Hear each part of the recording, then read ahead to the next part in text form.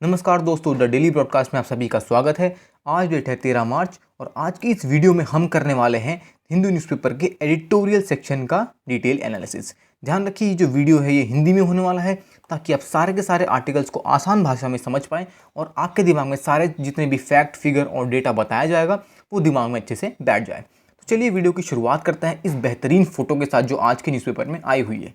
देखिए यहाँ किस तरीके से दिखाया गया कि जितने भी कोरोना वॉरियर्स हैं, जिन्होंने अपना योगदान दिया इस कोरोना काल में, कोरोना के खिलाफ एक तरीके से लड़ने में, उनको दिखाया गया है। और एक आदमी साइकिल में जा रहा है, वो उनकी तरफ देख रहा है और यहाँ पर एक बहुत अच्छा मैसेज दिया गया है।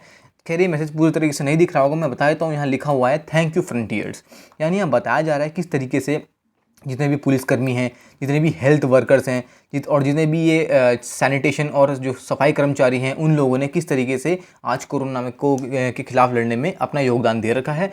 और क्योंकि ऐसा क्यों दिखाया गया है, देखिए आज की डेट में क्या हो रहा है कि कई राज्य जैसे महाराष्ट्र हो गया, गुजरात हो गया, दिल्ली के कुछ पार्ट्स हो गए और सदर्न इंडिया के कई सारे स्टेट्स ऐसे हैं जहाँ कोरोना के केसेस में बहुत ज़्यादा बढ़ोतरी देखी जा रही है। तो हाँ, अब ये बात तो है कि वैक्सीन आ गई है, लेकिन फिर भी हमें काफ़ी ज़्यादा ध्यान देने की ज़रूरत है। तो ये फ़ोटो उन्हीं सब चीज़ों को दर्शा रहा है और न्यूज़ का जो सेक्शन थे वहाँ पर ये फ़ोटो दिखाई गई थी एक अच्छे आर्टिकल के साथ। तो चलिए वीडियो की हमने देखी कितनी बेहतरीन शुरुआत हुई और उसके बाद हम बढ़ते हैं अपने अगले स्लाइड की तरफ, जहाँ पर एक बहुत बेहतरीन कोट बताया गया है। देखिए ये कोट कितना अच्छा मोटिवेशन कोट है। बताया जा रहा है difficult road lead to beautiful destination, यानी जितने भी रास्ते कठिन होंगे वो एक बहुत अच्छे लक्ष्य की तरफ आपको लेके जाएंगे। अब मैं आपको इसको आपके डेली लाइफ से रिलेट करके बताता हूँ। देखिए ऐसा होता है कि कई बार जो बच्चे होते हैं, जो भी तैयारी कर रहे होते हैं या आप अपने ऑफिस में वर्क कर रहे हो, आप किसी भी अपने टारगेट के लिए काम कर रहे हो, अगर आपके रास्ते में बहुत सारी कठिनाइयाँ आ रही हैं तो इसका मतलब कहीं ना कहीं आप एक सही डायरेक्शन में, एक सही दिशा में चल रहे हो। क्योंकि जो इंसान सही दिशा में नहीं चलते उनके रास्ते में कभी कठिनाइयाँ नहीं आती हैं। उनके सामने जितनी भी उनके टास्क होते हैं, जितने भी चीज़ें होती हैं, बहुत ईजी होती हैं और उनमें कभी उनको कोई डिफ़िकल्टी और कभी ऐसी कठिनाई महसूस नहीं होती। लेकिन अगर आप एक सही डायरेक्शन में चल रहे हैं तो आपके रास्ते में काफ़ी सारे हर्डल्स यानी काफ़ी सारी कठिनाइयाँ आएंगी।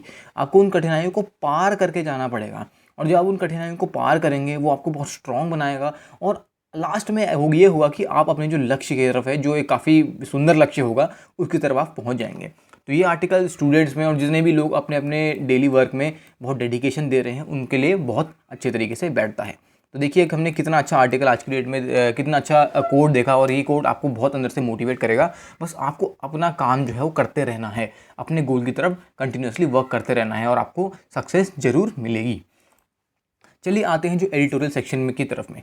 आज जो एडिटोरियल है उसमें दो में से एक पेज तो पूरा का पूरा पॉलिटिकल जो आज की डेट में चल रहा है वेस्ट बंगाल, आसाम में, केरला में, उनकी तरफ डेडिकेट किया होता, तो वो हमारे ज़्यादा काम का नहीं है। मेन चीज़ जो हमें देखनी है वो आज की डेट में है 4 आर्टिकल्स।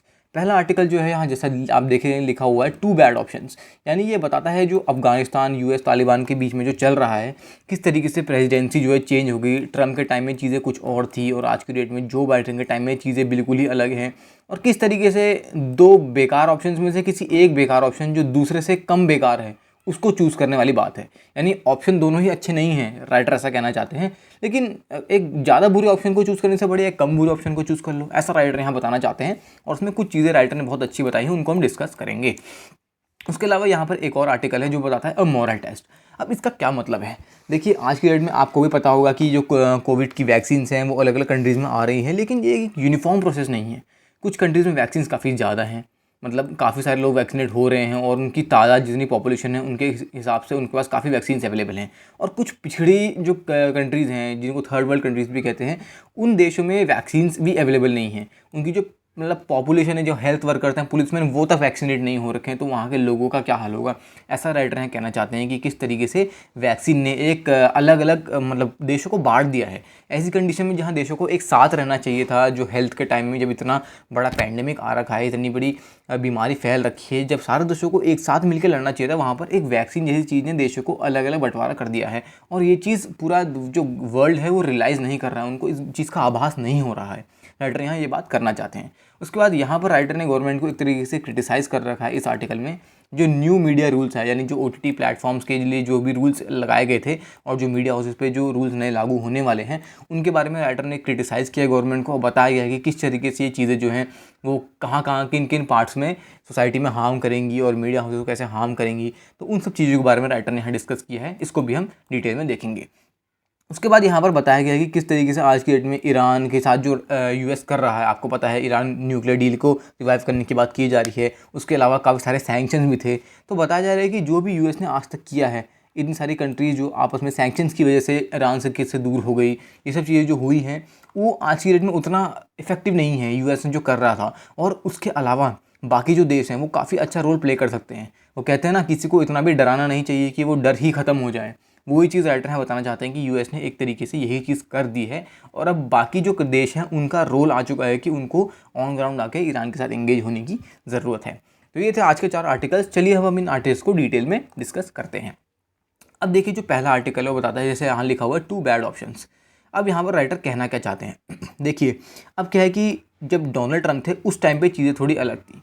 उस टाइम पे चीज़ें ये थी कि डोनाल्ड ट्रंप काफ़ी ज़्यादा फास्ट फॉरवर्ड आप कह सकते हैं, चीज़ों को बहुत जल्दी इंप्लीमेंट करते थे और काफ़ी ज़्यादा हार्श मेजर्स भी लिया करते थे। लेकिन आज की डेट में अब जैसे अब जो बाइडन आ चुके हैं तो अब देख सकते हैं चीज़ें जो हैं बदलने वाली हैं। तो बताया जा रहा है कि किस तरीके से जो बाइडन जो है आज की डेट में अफगानिस्तान में एक इंटरिम यूनिटी गवर्नमेंट की बात कर रहे हैं। अब एक इंटरिम यूनिटी गवर्नमेंट क्या है? जो बाइडन ऐसा कहते हैं कि अफ़गानिस्तान की जो गवर्नमेंट है और जो तालिबान साइड के जो लोग हैं, जो आज की डेट में ये सब वायलेंस कर रहे हैं, जो मतलब डिसंगेजमेंट होने के बावजूद भी चीज़ों को फॉलो नहीं कर रहे हैं, जो एग्रीमेंट हुआ था उसको फॉलो नहीं कर रहे हैं और आज भी टेररिस्ट ऑर्गेनाइजेशन के साथ इन्वॉल्व हैं, उनको अगर सही करना है, उनको अगर एक सही डायरेक्शन में ले आना है, तो अफ़गानिस्तान और तालिबान की जो गवर्नमेंट, अफ़गानिस्तान की गवर्नमेंट और जो तालिबान के लोग हैं, इन लोगों को ऑन ग्राउंड आके बात करनी पड़ेगी और एक साथ मिलकर गवर्नमेंट बनानी पड़ेगी जहाँ पर तालिबान का भी एक रिप्रेजेंटेशन होगा, तभी जाके ये सब चीज़ें सही हो सकती हैं। उसके अलावा यहाँ ये भी बताया गया है राइटर ने कि जो यूएस के सेक्रेटरी हैं यूएस सेक्रेटरी ऑफ स्टेट जो हैं एंटोनी ब्लिंकन, उन्होंने एक सीनियर लेवल की मीटिंग प्रपोज की गई है। अब ये मीटिंग किस चीज़ के लिए है? ये गवर्नमेंट जो अफ़गानिस्तान की है और जो तालिबान है उनके बीच में ये मीटिंग कराने की बात की गई है। और इस मीटिंग में उन दोनों के अलावा यहाँ पर जो एनवॉयज़ होंगे ये इन देशों के भी होंगे, US, Russia, China, Iran, India और पाकिस्तान। अब जनरली ये सारी मेजर कंट्रीज़ हैं पाकिस्तान को छोड़ के, अब लेकिन पाकिस्तान का भी कुछ सोच समझ के इन्वॉल्वमेंट रखा होगा। लेकिन अब यहाँ ये इन सब इन्वॉयज़ को इसलिए कॉन्फ्रेंस में इन्वाइट किया ताकि पूरा वर्ल्ड एक तरीके से देखे किस तरीके से ये इंगेजमेंट होगा, दोनों अफ़गानिस्तान की गवर्नमेंट और तालिबान के साइड से जो इंगेजमेंट होगा वो पूरा वर्ल्ड देखेगा।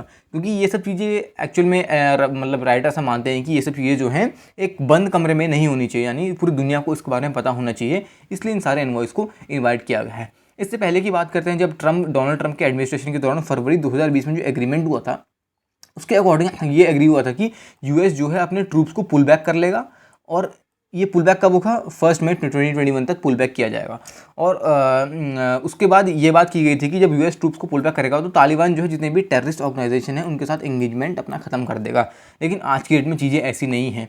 तालिबान अभी भी देखा जा रहा है कि एंगेज है। तालिबान मतलब इन टेररिस्ट ऑर्गेनाइजेशन अभी भी एंगेज है और जो पॉलिसी थी उस टाइम पे जो इम्प्लीमेंट की गई थी वो उतना इफेक्टिवनेस नहीं दिखा रही है। इसलिए डोनाल्ड ट्रंप इसके उतना सपोर्ट में नहीं है और वो ये नहीं चाहते कि ये जब जो एग्रीमेंट हुआ उसके अकॉर्डिंग चीज़ चले। वो चाहते हैं कि जो ये मीटिंग होके जो एक ओवरऑल गवर्नमेंट फॉर्म हो वो ज़्यादा इफेक्टिव रहेगी, ऐसा जो बाइडन सोचते हैं। उसके अलावा जैसे यहाँ लिखा गया कि ट्रंप के एडमिनिस्ट्रेशन के दौरान 1 मई तक ट्रूप्स को विड्रॉ करने की का जो एग्रीमेंट है वो हुआ था, लेकिन अभी तक ये सब चीज़ें नहीं हुई हैं और तालिबान जो है अभी भी इंगेज हो रखा है इन सब ट्रूप्स के साथ। उसके बाद बताया गया कि किस तरीके से यूएस ने अपना एक तरीके से आगे प्रपोजल रखा है कि एक इंक्लूसिव गवर्नमेंट बनाई जाए बिटवीन वॉरिंग पार्टीज़। अब ये वॉरिंग पार्टीज़ कौन सी हैं?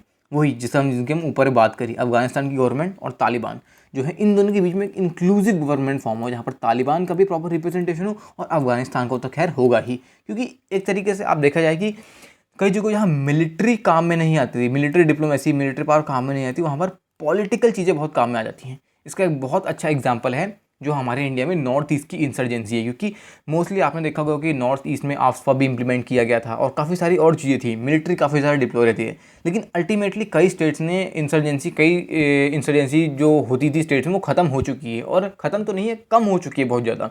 और इसका मेन कारण क्यों है? क्योंकि जो पॉलिटिकल इंगेजमेंट किया गया वो जो था उसकी वजह से ये सब इंसर्जेंसी खत्म हुई है। अगर आपको मैं बताना चाहूँ तो जो मिज़ोरम के अभी करेंट चीफ मिनिस्टर हैं जोरामथंगा, वो भी पहले एक इंसर्जेंट ग्रुप से ही बिलोंग करते थे। लेकिन देखिए पॉलिटिक्स ने कितना अच्छा रोल प्ले किया कि आज की डेट में जोरामथंगा खुद स्टेट को ग्रो करने में हेल्प कर रहे हैं और उसका कॉन्स्टिट्यूट कर रहे हैं पूरे इंडिया के ओवरऑल डेवलपमेंट में। तो कितनी अच्छी बात है। देखिए जो पहले इंसर्जेंसी में इन्वॉल्व थे वो आज ही देश की तरक्की में भी इन्वॉल्व हैं। तो हाँ, पॉलिटिक्स जो है, जैसे लोग जनरली पॉलिटिक्स को समझते हैं कि ये बेकार ही है एक तरीके से, लेकिन नहीं, पॉलिटिकल डिप्लोमेसी भी बहुत जगह काम आती है और बहुत जगह देखा गया है ऐसा कि ये सब चीज़ें जो हैं ऑन ग्राउंड सच में हेल्प करती हैं।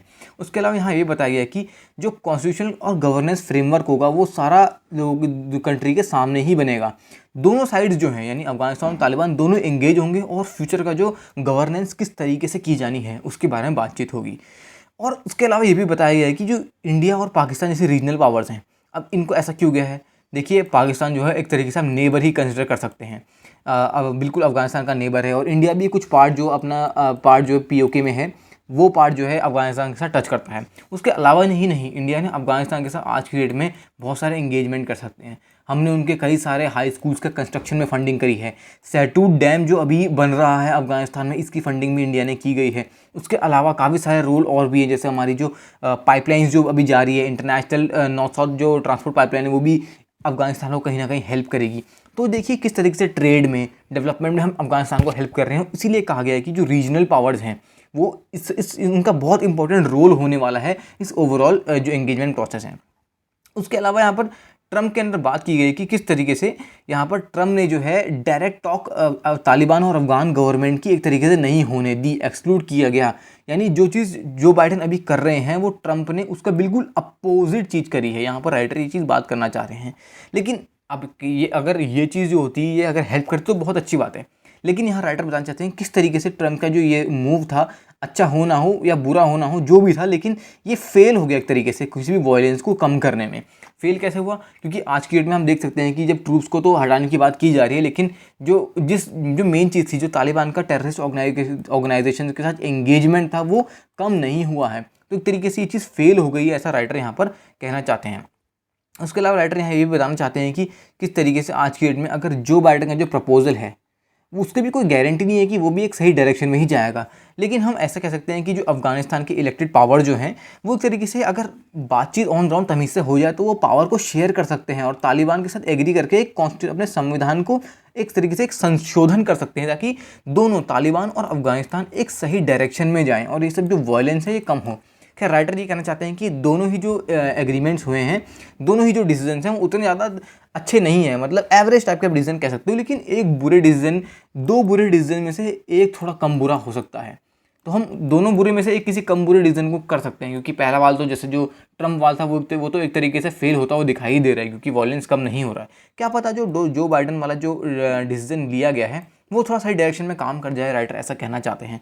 तो हाँ, अब राइटर का ये पर्सपेक्टिव है। मैंने आपको दोनों सिक्के के पहलू बता दिए हैं। अभी आपका डिसीजन बनता है कि आपको कौन सा सही लगता है। अगर आप अपने कमेंट्स बताना चाहते हैं, अगर आपके पास कोई एक कंस्ट्रक्टिव चीज़ है इसके रिगार्डिंग, तो आप ज़रूर उसके कमेंट सेक्शन में डालिए। काफ़ी अच्छा लगेगा। हाँ, मैं भी उनको पढ़ूंगा तो काफ़ी अच्छा लगेगा कि एक डिफरेंट डायरेक्शन में हम चीज़ें को भी पढ़ें रादर देन जस्ट हम एडिटोरियल्स को देखने हैं। चलिए हम अगले आर्टिकल की बात करते हैं जहाँ पर बात की गई है अब एक मॉरल टेस्ट की बात। अब टेस्टिंग की बात क्यों गई है? देखिए आज की डेट में कोविड के दौरान आपको पता है वैक्सीन्स की कई कंट्रीज़ में शॉर्टेज है और कई कंट्रीज़ जो है उनमें काफ़ी ज़्यादा मात्रा में वैक्सीन्स का प्रोडक्शन हो रहा है। अब यहाँ पर बताना चाहते हैं कि करीब 1 साल हो चुका है WHO को कोविड को एक पैंडेमिक घोषित किए हुए, लेकिन उसके बाद भी एंटोनियो गुतेरेस जो हैं, जो UN सेक्रेटरी जनरल है, वो उन्होंने काफ़ी क्रिटिसाइज़ किया है वैक्सीन नेशनलिज्म के बारे में। वैक्सीन नेशनलिज्म होर्डिंग की बात क्यों है? अब वैक्सीन नेशनलिज्म की बात है कि कई देश ऐसे हैं जिनमें वैक्सीन का प्रोडक्शन काफ़ी ज़्यादा है। उसमें जैसे एक इंडिया की बात करूँ, क्योंकि आज की डेट में सीरम इंस्टीट्यूट ऑफ इंडिया जो है, जो पुणे में लोकेटेड है, और जो भारत बायोटेक है, वो वैक्सीन का प्रोडक्शन काफ़ी अच्छे तरीके से कर रहे हैं, काफ़ी ह्यूज क्वांटिटी में कर रहे हैं। और अपने ही देश नहीं, हम बाकी देशों को भी इसको भेज रहे हैं। कई देशों को तो हमने फ्री में वैक्सीन सप्लाई की है। तो दिखाता है कि हाँ, इंडिया एक वैक्सीन जो है वैक्सीन नेशन आप कह सकते हैं बन चुका है। मैं आपसे कुछ चीज़ पूछना चाहता हूँ कि भारत बायोटेक की जो वैक्सीन है उसका नाम क्या है और सीरम इंस्टीट्यूट की जो वैक्सीन है उसका नाम क्या है, और इन दोनों में से अपनी इंडाइजीनियस वैक्सीन कौन सी है, या आप मुझे कमेंट सेक्शन में बताएंगे। तो देखिए यहाँ बताया गया है किस तरीके से वैक्सीन का होर्डिंग भी हो रही है कई कंट्रीज़ में, काफ़ी ज़्यादा स्टॉक है वैक्सीन का। लेकिन दिक्कत यह है कि ना वैक्सीन इक्विटेबली डिस्ट्रीब्यूटेड नहीं है, एक तरीके से अच्छे तरीके से अवेलेबल नहीं है, वो भी ऐसे समय में जहाँ पर इस चीज़ की बहुत ज़्यादा ज़रूरत है, जहाँ पर लोगों की जानें जा सकती हैं, इतना इंपॉर्टेंट हेल्थ एस्पेक्ट है, वहाँ पर ये दिक्कतें अवेलेबल हैं। अब यहाँ बताया जाए कि किस तरीके से बहुत सारे देश ऐसे हैं जिनको सिंगल डोज भी वैक्सीन का अवेलेबल नहीं है, और सिंगल डोज किसके लिए, जो उनके पुलिसमैन हैं, हेल्थ वर्कर हैं, उन जैसे इंपॉर्टेंट लोगों के लिए तक सिंगल डोज अभी तक अवेलेबल नहीं हुआ है। इन कंट्रीज़ का एग्जांपल अगर मैं बताऊं तो अफ्रीका के 13 कंट्रीज प्रोमिनेंटली जो हैं, जो जिनको पास अभी भी सिंगल डोज तक अवेलेबल नहीं है। और ये ब्लूमबर्ग ट्रैकर जो है उसके अकॉर्डिंग ये चीज़ बताई गई है, ये कोई हवा में तीर मारने वाली बात नहीं है, ये प्रॉपर एक रिपोर्ट बताती है इस चीज़ के बारे में। उसके अलावा बताया गया है किस तरीके से बाकी देश जैसे यूएस हो गया, आज के इसमें यूएस की जो पॉपुलेशन है वो एक तरीके से उनको मिनिमम 1 और मैक्सिमम लोगों को 2 डोजेस तो मिल ही चुकी हैं, करीब करीब 10% पॉपुलेशन जो है वो फुल्ली वैक्सीनेटेड हो चुकी है। यहाँ बताना चाहते हैं 3% यूरोपियन यूनियन का भी सेम हाल है, और अगर यूके की बात करो तो वहाँ तो काफ़ी अच्छा चल रहा है, 1/3 पॉपुलेशन अप्रॉक्सीमेटली वैक्सीनेट हो चुकी है, यहाँ बताया गया है। और उसके अलावा इंडिया की बात करें तो इंडिया जो करीब करीब 26 मिलियन डोज अब तक दे चुका है, और करीब करीब ये आप देख सकते हैं कि 100 लोगों में से 1.91 डोजेस का एवरेज चल रहा है। हमने अभी तक अपनी 0.3% पॉपुलेशन को वैक्सीनेट कर दिया है, और इसमें अभी रिसेंटली ये हो रहा है कि जो हेल्थ केयर वर्कर्स हैं और जो सीनियर सिटीजन हैं उनको वैक्सीनेट किया जा रहा है। लेकिन इतने अगर 0.3% को देख के हम ये नहीं कह सकते कि कम पॉपुलेशन हुई है, क्योंकि पहली बात तो पॉपुलेशन काफ़ी ज़्यादा है, और दूसरी बात यह है कि हमारे पास वैक्सीन की कमी नहीं है, यानी हम हमारे अंदर कंट्री के अंदर 2 इंस्टीट्यूट खुद ऐसे हैं जो वैक्सीन मैन्युफैक्चर कर रहे हैं। तो हाँ, ये दिक्कत वैक्सीन की कमी की नहीं है, ये एडमिनिस्ट्रेशन की दिक्कत है, और ये चीज़ सॉल्व हो जाएगी फ्यूचर में, क्योंकि सभी लोगों को धीरे धीरे वैक्सीन मिल जाएंगी। लेकिन राइटर यहाँ मेन फोकस करना चाहते हैं इस टाइप की कंट्री जैसे अफ्रीका जैसी कंट्री जहाँ पर वैक्सीन बिल्कुल ही अवेलेबल नहीं है, वहाँ की राइटर बात करना चाहते हैं। इसके अलावा यहाँ ये भी बताना चाहते हैं कि कई जगह ऐसी हैं इंडिया के अंदर भी, जैसे इंडिया की बात की है तो इंडिया एक तरीके से आज में वैक्सीन डिप्लोमेसी कर रहा है। ये एक अलग टाइप की डिप्लोमेसी, जहाँ इसको अब मेडिकल डिप्लोमेसी भी एक तरीके से कह सकते हैं। और इंडिया में भी अब बता रहे हैं कि कई जगह ऐसी हैं जहाँ पर बिल्कुल वैक्सीन अवेलेबल नहीं है, जैसे कई गाँव हो गए, कई छोटे प्राइमरी हेल्थ सेंटर्स हो गए, वहाँ पर भी वैक्सीन अवेलेबल नहीं है, लेकिन वो कुछ टाइम में हो ही जाएगी। लेकिन एटलीस्ट कंपेयर टू ये अफ्रीकन कंट्रीज़ हमारी कंडीशन फिर भी अच्छी ही है। लेकिन अब राइटर कहना चाहते हैं कि यहाँ पर ये क्लास डिवाइड दिखाता है। अब क्लास डिवाइड क्यों दिखाता है, यहाँ पर क्लास की बात कैसे आ गई? क्लास की बात ऐसे है कि जो अमीर लोग हैं, अमीर कैटेगरी के जो अपर क्लास के लोग हैं, उन लोगों को वैक्सीन मिल जा रही है, कंपेयर किया जाए तो जो गरीब स्टेटा के लोग हैं। अब गरीब लोगों को वैक्सीन कब मिलेगी? अगर देखा जाए आज की डेट में जो चीज़ें चल रही हैं, तो सबसे लास्ट में जब सब लोग वैक्सीनेट हो जाएंगे तब गरीब लोगों को वैक्सीनेट किया जाएगा, ये स्वाभाविक सी बात है। लेकिन ये क्लास डिवाइड इस तरीके से दिखाता है कि जो अमीर लोग हैं उनको तो वैक्सीन मिल जा रही है, लेकिन जो गरीब लोग हैं उनको तमीज़ से अभी तक वैक्सीन मिली भी नहीं है, 1 डोज तक नहीं मिला है। उसके अलावा यहाँ बताया गया कि किस तरीके से आज की डेट में इंडिया, चाइना ये सुपर पावर्स इमर्ज कर रहे हैं, किसमें, वैक्सीन डिप्लोमेसी में। क्यों? आप देखिए, जैसे यहाँ इंडिया की बात की जा रही है तो सीरम इंस्टीट्यूट ऑफ इंडिया और जो भारत बायोटेक है, ये वैक्सीन को मैन्युफैक्चर करने में बहुत आगे निकल चुके हैं आज की डेट में, और अदर दूसरी कंट्रीज़ भी ऑर्डर कर रही हैं हमारे सीरम इंस्टीट्यूट ऑफ इंडिया और भारत बायोटेक को, और उनसे वैक्सीन्स को लिया जा रहा है। उसके अलावा बाकी कई सारे फार्मा कंपनीज़ और प्राइवेट एंटिटीज़ भी हैं जो इस टाइप के कॉन्ट्रैक्ट्स ले रही हैं। और बात यह है कि क्योंकि इतने बड़े बड़े इंस्टीट्यूट हैं, तो इनके एक जो हायर बिडर्स हैं, जो हायर बिड लगाते हैं पैसों की, वो कॉन्ट्रैक्ट्स इनको ले जाते हैं। यानी अगेन वही बात होगी, रिच और पुअर वाली बात आ जाती है, और क्लास डिवाइड वाली बात आ जाती है कि किस तरीके से एक ऐसे सेंसिटिव इशू में जहाँ पर वैक्सीन की बात है, वहाँ पर भी चीज़ें इतनी बेकार देखी जा रही हैं। उसके अलावा यहाँ ये भी बताया गया है किस तरीके से आज की डेट में जो पुअर लोग हैं उनका हमेशा एक कंसर्न बना रहेगा सोसाइटी में। क्यों? क्योंकि ये चीज़ जो है ये आज की डेट में नहीं देखी जा रही है। रिच और पुअर का जो डिवाइड है वो आज से नहीं, बहुत पहले से देखा जा रहा है, और ये चीज़ काफ़ी आगे तक चलती रहेगी। तो यूएन और WHO का यहाँ पर रोल आता है कि वो इस तरीके से सभी देशों पे मतलब ग्लोबली प्रेशर एक्सर्ट करें, ताकि जो प्रिविलेज नेशंस हैं वो बाकी नेशन जो वैक्सीन नहीं बना पा रहे हैं, जैसे अफ्रीका, उनकी हेल्प करें और उनके लोगों को भी वैक्सीनेट होने में हेल्प करें, क्योंकि यूनिफॉर्म वैक्सीनेशन ही वो चीज़ है जो ऑन ग्राउंड हेल्प करेगा। और यहाँ पर एक चीज़ लिखी नहीं गई, लेकिन मुझे भी ऐसा लगता है कि कंट्रीज़ को एक साथ आके ये सब चीज़ें अपने आप से इनिशिएटिव लेना चाहिए, अपने आप से ये सब चीज़ें ऑन ग्राउंड करनी चाहिए, तभी जाके जो चीज़ें हैं वो सुधरेंगी और सभी कंट्रीज़ यूनिफॉर्मली वैक्सीनेट हो पाएंगी। तो ये जो 2 आर्टिकल थे ये सब चीज़ें डिस्कस करते हैं, मैंने आपके साथ ये चीज़ें डिटेल में आपको डिस्कस कर दी हैं, और ये आपको बहुत ज़्यादा हेल्प करेगा कहीं जहाँ पर आपको ओपिनियन मेकिंग करनी है। इंटरव्यू में आपसे पूछा जाता है कि ऑन ग्राउंड चीज़ें कैसे चल रही हैं, और आपसे पूछा जाता है कि चीज़ें को क्या करना चाहिए फ्यूचर, तो आप काफ़ी अच्छा यहाँ बता पाएंगे। उसके अलावा हम आते हैं अगले आर्टिकल के तरफ। जैसा अब मैंने आपको पहले बताया कि यहाँ पर राइटर डिस्कस कर रहे हैं, एक तरीके से क्रिटिसिज्म कर रहे हैं सरकार का। अब क्रिटिसिज्म किस तरीके से कर रहे हैं ये भी हम डिस्कस करने वाले हैं आगे। अब देखिए OTT जो रूल्स हैं, आपको पता है कि कई लोग कह रहे हैं कि ये रूल्स सही डायरेक्शन में है, कई लोग कह रहे हैं कि ये एक सही डायरेक्शन में नहीं है। तो राइटर यहाँ बताना चाहते हैं जो IT रूल्स हैं, इंफॉर्मेशन टेक्नोलॉजी और डिजिटल मीडिया रूल्स, जो 2021 में भी इंप्लीमेंट किए गए थे, ये किसने इंप्लीमेंट किए गए थे, ये आपका एग्जाम में आ सकता है। तो आप नोट कर लीजिए, ministry of electronics and information technology, इन्होंने इन रूल्स को इम्प्लीमेंट किया है। ये आपसे एग्जाम से पूछा जा सकता है, क्योंकि ये इस टॉपिक पे काफ़ी ज़्यादा आर्टिकल्स काफ़ी टाइम में आ चुके हैं। तो ये एक तरीके से आप कह सकते हैं हॉट बर्निंग टॉपिक है। उसके अलावा बता रहे हैं यहाँ राइटर कि किस तरीके से ये एक सिस्टमैटिकल, मतलब एक तरीके से इरोजन है, यानी एक तरीके से आप कह सकते हैं इसको ख़राब कर रहा है, जो हमारी freedom of speech and expression है उसको एक तरीके से हटा रहा है, कम कर रहा है। उसके अलावा राइटर ये कहना चाहता है कि पहले से ही 2 पेटिशन ऑलरेडी जा चुके हैं, कहाँ, केरला के हाई कोर्ट में और दिल्ली हाई कोर्ट में 2 पेटिशन ऑलरेडी चल रहे हैं। इस जो लॉ है इसके अगेंस्ट 2 पेटिशन ऑलरेडी चल रहे हैं। तो ये बताता है किस तरीके से, किस लेवल पे जो है पार्टी लोग हैं वो इस पर्टिकुलर रूल के अगेंस्ट है, यहाँ बताता है। अब यहाँ बता रहा है किस तरीके से जो रूल है ये एक रिड्रेसल मैकेनिज्म बनाता है, किस तरीके से, ग्रीवांसेस, यानी कोई भी दिक्कत हो, मान लीजिए OTT प्लेटफॉर्म्स में कोई भी ऐसी चीज़ है, जैसे अभी तांडव वेब सीरीज़ के साथ हुआ था, उसको काफ़ी ऑफेंसिव पाया गया था कुछ लोगों द्वारा। तो हाँ, एक ग्रीवेंस का पोर्टल, ग्रीवेंस मैकेनिज्म वाला पोर्टल बनाया जाएगा, और इसमें क्या होगा कि कोई भी अगर ऐसी चीज़ है, कोई वीडियो आ गई OTT प्लेटफॉर्म में या कोई भी ऐसी चीज़ है जिसमें जो ऑफेंसिव है सोसाइटी के अकॉर्डिंग, तो उसको 24 आवर्स की ड्यूरेशन में जो ऑर्गेनाइजेशन जैसे नेटफ्लिक्स में अपलोडेड है, किसी भी उसमें अपलोडेड है, तो उनको 24 घंटे के अंदर अंदर उस चीज़ को हटाना पड़ेगा। तो इस तरीके से ये मैकेनिज्म चलने वाला है। लेकिन अब हर चीज़ के अगर अच्छे प्रोज होते हैं, यानी अच्छी चीज़ें होती हैं, तो उसकी बुरी चीज़ें भी होती हैं। तो राइटर यहाँ पर बुरी चीज़ों को एक तरीके से डिस्कस कर रहे हैं, तो हम उनको देखते हैं। राइटर जैसे आप बता रहे हैं कि किस तरीके से जो ये चीज़ें हैं ये छोटे मीडिया आउटलेट्स को इफेक्ट करने वाली हैं। अब यहाँ पर जो नेचर और स्कोप होने वाला है इन ग्रीवेंसेस का, ये हम इमेजिन कर सकते हैं इंडिया जैसी कंट्री में, जहाँ पर आपको पता है कि काफ़ी छोटी छोटी चीज़ों में भी चीज़ें, बहुत राय का पहाड़ कई बार बना दिया जाता है, उन सब चीज़ों में डिस्कस करने वाले हैं। राइटर यहाँ बताना चाहते हैं कि चलो बड़े जो ऑर्गेनाइजेशन है, जैसे बड़े न्यूज़ आउटलेट्स हो गए, आज तक को मान लीजिए, या कोई भी और बड़े न्यूज़ आउटलेट्स हैं, उनको तो इफेक्ट नहीं पड़ने वाला। लेकिन हमारे देश में जो मेजॉरिटी जो स्टार्टअप्स हैं, जो ये न्यूज़ और इस तरह के डिजिटल मीडिया से जो चल रहे हैं, उनको बहुत ज़्यादा इफेक्ट होने वाला है।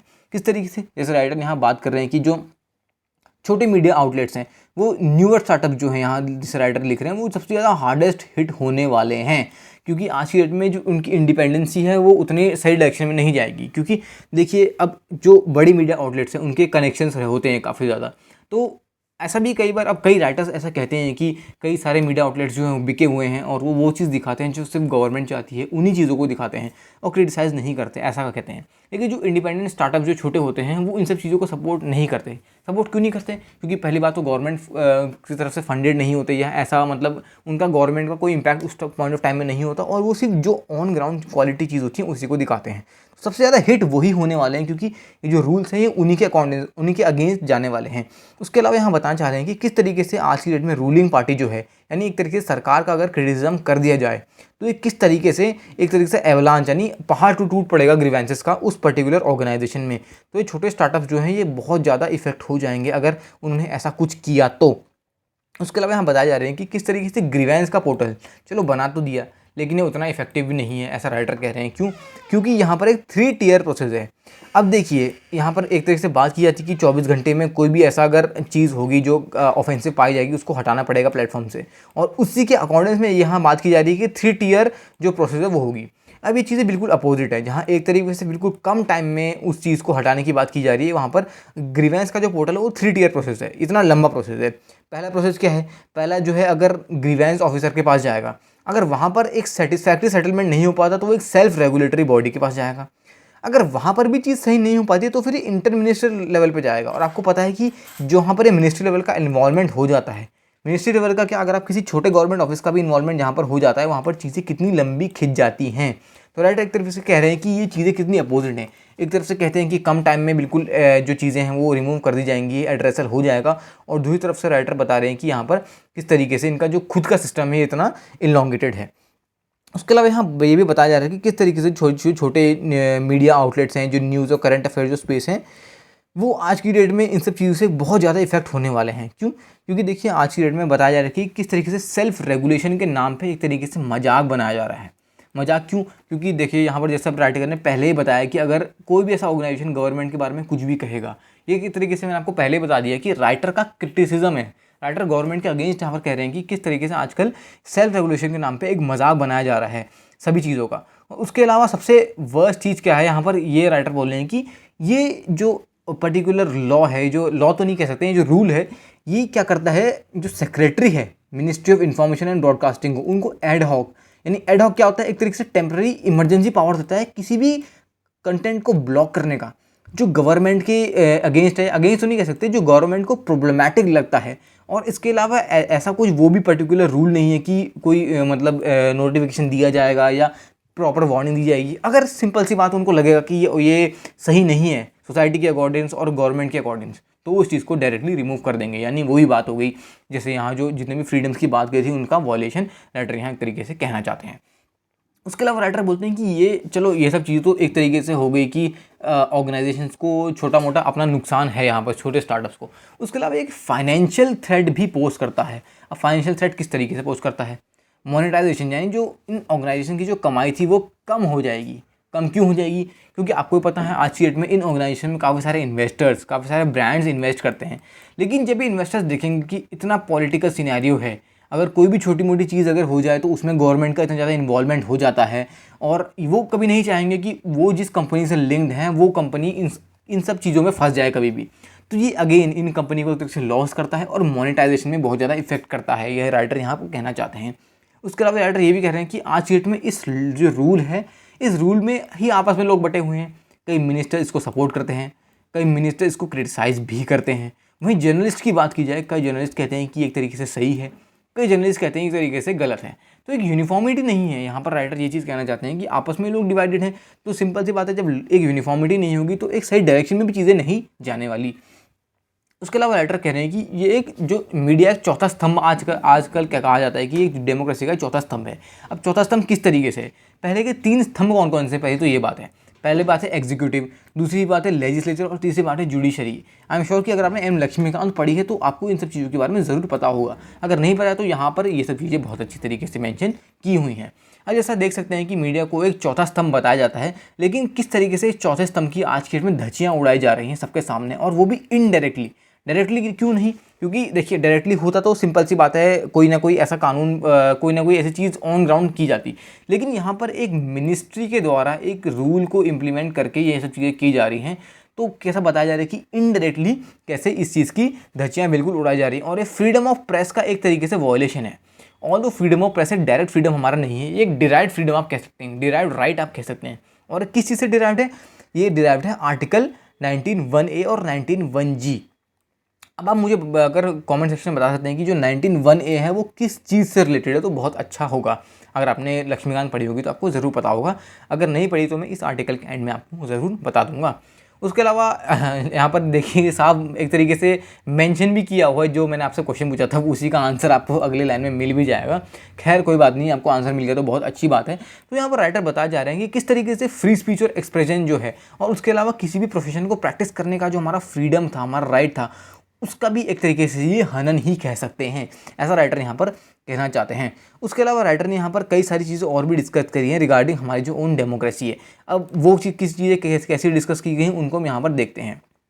राइटर यहाँ बताना चाहते हैं कि सरकार ने आज की डेट में ही ये चीज़ पहली बार ही नहीं की गई है।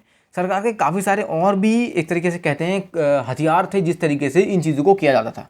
राइटर कहना चाहते हैं कि यहाँ पर ये जो सेडिशन लॉ था और उसके अलावा जो UAPA था, अनलॉफुल एक्टिविटीज़ प्रिवेंशन एक्ट जो था, वो कम था कि राइटर ने कि सरकार ने यहाँ पर ये रूल दोबारा, ये नोटिफिकेशन दोबारा ला दिया गया है। राइटर यहाँ इस चीज़ को बात करते हैं कि ये वेपन्स पहले से कम थे। अब मैं आपसे पूछना चाहता हूँ जो UAP है, अनलॉफुल एक्टिविटी प्रिवेंशन एक्ट जो है, ये कौन से ईयर में इम्प्लीमेंट किया गया था? मैं आपको एक हिंट देता हूँ, ये 1960s में, लेट 1960s में इम्प्लीमेंट किया गया था। अब आपको मुझे एक्यूरेटली बताना है कि कौन से ईयर में इम्प्लीमेंट किया गया था। और मैं आपको बता दूं जो UAPA है ये किसी भी ऑर्गेनाइजेशन को एज टेररिस्ट ऑर्गेनाइजेशन डेजिग्नेट करता है। अगर सरकार को ऐसा लगता है कि कोई भी ऑर्गेनाइजेशन ऐसी एक्टिविटी में इन्वॉल्व है जो एंटी नेशनल है या जो हमारे देश को एक तरीके से हानि पहुंचाती है, तो वो जो जितने ऑर्गेनाइजेशन होते हैं वो UAPA के under as a terrorist organisation declare किए जाते हैं। आपको एग्जांपल देता हूँ कि जैसे नॉर्थ ईस्ट में जो NSCN है, national socialist council of Nagaland, उसको भी एक टेररिस्ट ऑर्गेनाइजेशन जो है यूएपीए के अंडर ही करार किया गया है। तो राइटर यहाँ ये कहना चाहते हैं कि ये कम थे कि यहाँ पर एक और रूल ला दिया गया सरकार द्वारा। लास्ट में राइटर ये चीज़ कहना चाहते हैं कि किसी गवर्नेंस में, किसी डेमोक्रेसी में जो लोग हैं अगर वो क्रिटिसाइज करेंगे किसी गवर्नमेंट की किसी इल ओपिनियन, तो गवर्नमेंट उस चीज़ से इम्प्रूव ही होगी, क्योंकि गवर्नमेंट को अपनी जो लूप होल्स हैं वो पता चलेंगे। लेकिन अगर सरकार इन सब चीज़ों को करने लग गई ऑन ग्राउंड, तो किस तरीके से सरकार भी इम्प्रूव नहीं कर पाएगी और आखिर में लोगों को भी दिक्कतें होंगी। तो राइटर यहाँ यही कहना चाहते हैं कि किस तरीके से इस टाइप के जो रेगुलेशंस हैं वो उतना ठीक नहीं है, कि मीडिया आउटलेट्स को उतने फ्रीडम नहीं देते हैं, और जो मीडिया आउटलेट्स को फ्रीडम ऑफ सेल्फ रेगुलेशन ही नहीं मिलेगा तो वो उतने अच्छे तरीके से फंक्शन कैसे करेंगे। राइटर यहाँ ये चीज़ डिस्कस करना चाहते हैं। तो ये काफ़ी अच्छा आर्टिकल था, इसमें काफ़ी सारे एक आप कह सकते हैं फेस दिखाए गए थे, सिक्के के अलग अलग पहलू दिखाए गए हैं जो नई न्यू मीडिया रूल्स हैं, और ये आप चीज़ें अपनी आंसर राइटिंग में भी कोट कर सकते हैं। ध्यान रखिए कंस्ट्रक्टिव क्रिटिसिज्म के तौर पे कोट करना है, ऐसा नहीं है कि बिल्कुल सरकार को आप बिल्कुल क्रिटिसाइज ही कर दें, क्योंकि ये सब चीज़ें आप एग्जाम्स में नहीं कर सकते। अब हम बढ़ते हैं अपने जो लास्ट जो एडिटोरियल आर्टिकल है उसकी तरफ बढ़ते हैं। तो ये आर्टिकल एक काफ़ी अलग अलग स्फेयर्स को कवर करता है, इंडिया और ओवरऑल वर्ल्ड का। अब देखिए जैसे यहाँ राइटर बात करना चाहते हैं कि जो अभी होने वाला है, एक एक्सरसाइज होने वाली है 3 मार्च और 27 मार्च के बीच में जो चल रही है, वो उस एक्सरसाइज का नाम है, जैसा आप यहाँ देख सकते हैं, ये एक्सरसाइज डेजर्ट फ्लैग के नाम पे हो रही है। डेजर्ट फ्लैग से याद है एक और अभी एक्सरसाइज उसी डेजर्ट नाइट। क्या आप मुझे बता सकते हैं कि ये इंडियन एयरफोर्स ने किस कंट्री के साथ की गई थी? ये इंडिया में ही रिसेंटली हुई थी, तो आपको मुझे ये चीज़ कमेंट सेक्शन में बतानी है। तो किस तरीके से बताया जा रहा है कि करीब करीब 120 पर्सनल्स को लेके इंडियन एयरफोर्स जो है ये एक्सरसाइज कर रही है, और इस एक्सरसाइज में ये एक्सरसाइज होस्ट कहाँ की जा रही है? ये एक्सरसाइज होस्ट की जा रही है यूएई में, और यूएई में होस्ट करने के बाद भी इस एक्सरसाइज में काफ़ी सारे पार्टिसिपेंट्स हैं। ये 2 कंट्रीज़ के बीच में नहीं है, India, UAE, Bahrain, France, Saudi, south Korea और यूएसए भी इस एक्सरसाइज में पार्टिसिपेट कर रहा है। अब हम यहाँ किसी मिलिट्री एक्सरसाइज की बात नहीं करने वाले हैं, यहाँ पर हम मिलिट्री एक्सरसाइज को एक डिफरेंट फेज़ में लेके जाने वाले हैं, जो आप आगे देखने वाले हैं। जैसे यहाँ बताया जा रहा है कि ये 6th एडिशन होने वाला है डेजर्ट फ्लैग एक्सरसाइज का। ध्यान रखिए, ये आपसे एग्जाम में पूछा जा सकता है, क्योंकि पहली बात तो है इंडिया का इन्वॉल्वमेंट है, तो आपसे पूछा जा सकता है कि ये डेजर्ट फ्लैग एक्सरसाइज कहाँ पर हुई थी, और ये कौन सा एडिशन था, और कौन कौन सी कंट्रीज थी जिन्होंने इसमें पार्टिसिपेट किया। ये सब चीज़ें आपसे पूछी जा सकती हैं, तो ध्यान रखिए यहाँ पर हमने पहले ही बता दिया गया है। अब देखिए, जैसा आपको पता है कि काफ़ी सारे टेंशन चल रहे हैं ईरान और यूएस के बीच में, और इन टेंशन्स के अकॉर्डिंग, इन टेंशन्स के साथ ही आप देख सकते हैं एक्सरसाइज भी कंडक्ट हो रही है।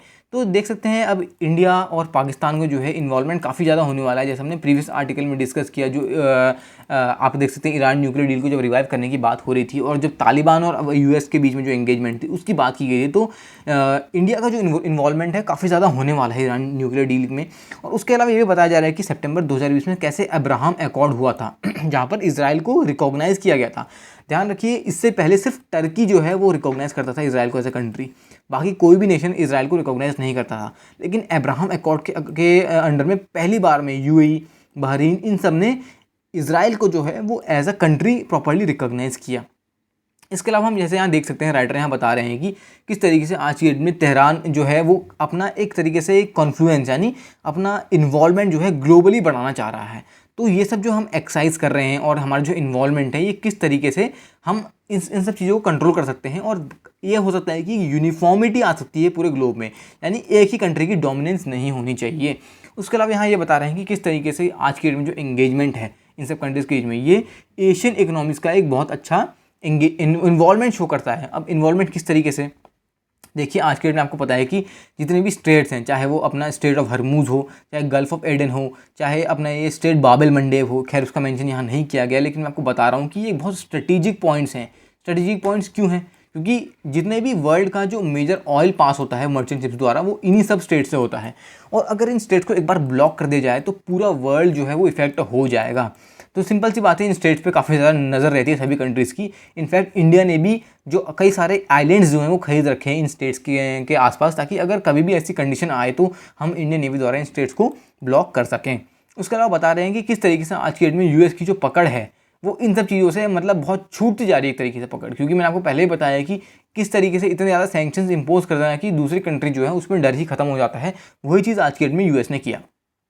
अब अप्रैल 2020 से पहले सऊदी जो है वो, सऊदी और इराक जो थे वो इंडिया के टॉप ऑयल सप्लायर्स थे। जब तक उन पर सैंक्शंस नहीं पड़ते तब तक तो हमने काफ़ी ज़्यादा ऑयल इंपोर्ट किया, लेकिन जब से सैंक्शंस पड़ गए फिर हमने ऑयल इंपोर्ट करना बंद कर दिया, और इसी वजह से ईरान की जो इकोनॉमी हो काफ़ी ज़्यादा इफेक्ट भी हुई थी। लेकिन आज की डेट में इंडिया दोबारा सोच रहा है कि वो ईरान से ऑयल परचेस करना शुरू करें, क्योंकि हमें वही चीज़ चीप पड़ रही है। अभी हम ईरान से ऑयल नहीं खरीद रहे हैं, इसी वजह से कि हमें ऑयल बहुत ज़्यादा महंगा भी पड़ रहा है। तो हम इस चीज़ को रिवाइव करने की बात कर रहे हैं। और इसके अलावा यहाँ ये भी बताया जा रहा है कि इंडिया और साउथ कोरिया कई सारी ऐसी एक्सरसाइजेज भी कंडक्ट करती हैं जो पर्शियन गल्फ को एक ऐसा ट्रेंड दिखाती हैं कि जो एशियन कंट्रीज़ हैं वो भी अपना अच्छा खासा इन्वॉल्वमेंट दिखा सकती है ऐसे स्ट्रेटजिक पॉइंट्स में। क्योंकि पहले होता था कि यूएस की जो सिक्योरिटी होती थी, यूएस अपने शिप्स भेज देता था, अपने एयरक्राफ्ट कैरियर्स भेज देता था, और इन सब चीज़ों से ऐसा लगता था कि यूएस का जो इन्वॉल्वमेंट है वो इन एरियाज में बहुत ज़्यादा हो चुका है। लेकिन आज के डेट में इंडिया जैसी कंट्रीज़ भी इन सब चीज़ों को बहुत ज़्यादा हाईलाइट कर रही हैं। उसके अलावा यहाँ पर राइटर इस चीज़ को इन्वॉल्व करते हैं ईरान के साथ जो टेंशन आज के डेट में चल रही हैं। अब क्यों? क्योंकि देखिए आज के डेट में ऐसा हो रहा है कि इंडिया और साउथ कोरिया जो है वो एक तरीके से सैंडविच हो चुकी हैं, राइटर ऐसा कहना चाहते हैं। क्यों? क्योंकि आज की डेट में ऐसा है कि हमारे देखो रिलेशन जो हैं ईरान के साथ भी अच्छे ही हैं, हमारे रिलेशन यूएस के साथ भी अच्छे ही हैं, लेकिन यूएस और ईरान के रिलेशन आपस में अच्छे नहीं हैं। तो अब होता है ऐसा जियो पॉलिटिक्स में कि कंट्रीज़ एक तरीके से साइड लेना शुरू कर देती हैं। तो अब इंडिया को किसकी साइड लेना ही, ये इंडिया को डिसाइड करना है, और सेम हाल जो है साउथ कोरिया का भी हो रखा है। उसके अलावा यहाँ पर जो ईरान न्यूक्लियर डील थी, जिसको एक्चुअल में joint comprehensive plan of action कहा जाता है, ध्यान रखिए आपके एग्जाम में पूछा जा सकता है कि ईरान न्यूक्लियर डील का ऑफिशियल नाम क्या है। तो इस 2015 में साइन की गई थी, और इसके अकॉर्डिंग ये जो साइन की गई थी, लेकिन बाद में ऐसा हुआ कि डोनाल्ड ट्रंप की प्रेसिडेंसी के अंडर में 2018 में इससे बाहर आ लिया गया। क्यों? क्योंकि डोनाल्ड ट्रंप इसको कंसिडर करते थे कि ये बहुत ही अनरिलायबल चीज़ है, इसलिए डोनाल्ड ट्रंप इस चीज़ से बाहर आ गए। लेकिन आज के डेट में जो बाइडेन जो है वो इसको एक तरीके से समझते हैं कि सही डायरेक्शन में है और ये आगे जाके फ़ायदा ही करने वाली है, इसलिए जो बाइडेन इसको रिवाइव करने की बात कर रहे हैं। जैसे हम स्ट्रेट ऑफ हॉर्मुज़ की बात करते थे, वो एक बहुत स्ट्रेटेजिक पॉइंट है, तो उसकी बात देखिए यहाँ पर अपने आप आ चुकी है। किस तरीके से 2013 में एक इंडियन ऑयल टैंकर था, इसका नाम था देश शांति, इसको एक तरीके से पकड़ लिया गया था स्ट्रेट ऑफ हॉर्मुज़ में, और ईरानियन फोर्सेस ने इसको कैप्चर कर लिया था और इसको बंदर अब्बास पोर्ट में लेके जाया गया था। अब आपको मैप में देखना है बंदर अब्बास पोर्ट की जो लोकेशन क्या है, क्योंकि इस टाइप की जो चीज़ें जब न्यूज़ में आती हैं तो ये डायरेक्टली इनकी लोकेशन और इनके आसपास की कंट्रीज़ के बारे में पूछा जाता है। और इसके अलावा यहाँ बताया जा रहा है कि क्यों ईरानियन फोर्सेस ने पकड़ा था, क्योंकि ऐसा कहा जा रहा था कि ये जो शिप था इंडियन, ये इन्वायरमेंटल नॉर्म्स को, उनके जो इन्वायरमेंटल नॉर्म्स हैं उनको वायलेट कर रहा था इसलिए। और ऐसा ही नहीं, ये मेन चीज़ एक और रीज़न से की गई थी, क्योंकि सैंक्शंस के अकॉर्डेंस में जो ईरान की ऑयल पेमेंट्स हैं वो मतलब पीछे हो चुकी थी, उनको ऑयल नहीं की पेमेंट्स नहीं मिलती और उसके वजह से उनकी इकोनॉमी डाउन हो रही थी। तो एक तरीके से ये एक इंडिकेशन भी था कि इंडिया को अपनी जो ऑयल पेमेंट्स हैं उनको कंप्लीट करनी है। इसके अलावा ये इंडिया के साथ ही नहीं हुआ, साउथ कोरिया की भी एक जो शिप थी, इसका नाम था हंकू चेमी, जैसे यहाँ पर लिखा हुआ है देख सकते हैं, इसको भी स्ट्रेट ऑफ हॉर्मुज़ ने सेम ईरानियन फोर्स ने पकड़ लिया। क्यों? क्योंकि वो कह रही थी कि इन्वायरमेंटल नॉर्म्स को वायलेट कर रही है। लेकिन ये तो सिर्फ एक बहाना था, क्योंकि एक्चुअल में उनको अपनी ऑयल की पेमेंट जो थी, जो ड्यू हो रखी थी, उनको वो ऑयल पेमेंट्स चाहिए थी, क्योंकि उनकी इकोनॉमी क्रैश कर रही थी। और उसके अलावा आप देख सकते हैं क्योंकि सैंक्शन भी काफ़ी ज़्यादा इम्पोज थे, तो दिक्कतें तो उनके साथ भी बहुत ज़्यादा थी। तो ये एक तरीके से डायरेक्शन था किस तरीके से उनको अपना पैसा दूसरे देशों से बाहर निकलवाना है। उसके अलावा यहाँ बता रहे हैं कि किस तरीके से आज की डेट में इंडियन नेवी जो है उसने मल्टीपल पोर्ट कॉल्स किए, यानी काफ़ी सारे पोर्ट्स में इंगेजमेंट कर दिया है, यूएई, कुवैत, ईरान और कतर में। तो हमारा इंगेजमेंट दिखा रहा है किस तरीके से पहले जहाँ यूएस बहुत ज़्यादा इन्वॉल्व था इन सब जगहों में, वहाँ पर आज इंडिया इतना ज़्यादा इन्वॉल्व होने वाला है इन सब स्ट्रेटेजिक लोकेशंस में। तो बताया जा रहा है कि किस तरीके से एशियन इकोनॉमीज़ जो हैं वो आज के डेट में साथ आ रही हैं और एक स्ट्रॉन्गर स्टेक होल्डर बनेंगी, यानी एक स्ट्रॉन्ग मतलब ओवरऑल इनका अलायंस बनेगा और ये यूएस को पीछे कर देंगी। और जियो पॉलिटिक्स में ऐसा मतलब फ्यूचर में होने वाला है कि एशियन इकोनॉमीज़ जो हैं उनकी रेलिवेंस ज़्यादा हो जाएगी कंपेयर टू यूएस। यहाँ पर राइटर ये चीज़ बताना चाहते हैं। तो देख सकते हैं किस तरीके से राइटर ने कितने बढ़िया तरीके से किस चीज़ को कहाँ रिलेट करके बताया गया है कि कौन सी चीज़ किस तरीके से किस डायरेक्शन में लिंक हो सकती है। तो आज हमने एक तरीके से 4 अलग अलग एडिटोरियल आर्टिकल्स को डिस्कस किया। काफ़ी अच्छा डिस्कशन था ये और आपको काफ़ी सारे फैक्ट्स और फिगर्स और ओपिनियन मेकिंग में ये हेल्प करेगा। तो आज की वीडियो के लिए इतना ही। आप देख सकते हैं हमने इन एडिटोरियल्स को जो डिस्कस किया, आपको इनको अपने फ्रेंड्स के साथ भी शेयर करना है, क्योंकि अगर आप इसको शेयर करेंगे तो आपकी नॉलेज भी बढ़ेगी और नॉलेज जो है वो बांटने से ही बढ़ती है। उसके अलावा आपको इस वीडियो को लाइक करना है और अगर आपको कोई भी कमेंट्स ऐसे आपको कोई भी डाउट्स हैं इस टॉपिक को रिलेटेड या आपकी कोई भी अगर क्वेरीज, तो आप उसको कमेंट सेक्शन में ज़रूर ड्रॉप कीजिए। उसके अलावा इस चैनल को सब्सक्राइब जरूर कीजिए ताकि आपको डेली इस टाइप के एडिटोरियल्स विदिन 40 मिनट्स आप कवर कर पाएँ हिंदी लैंग्वेज में। तो आज की वीडियो के लिए इतना ही। Thank you very much. Have a great day.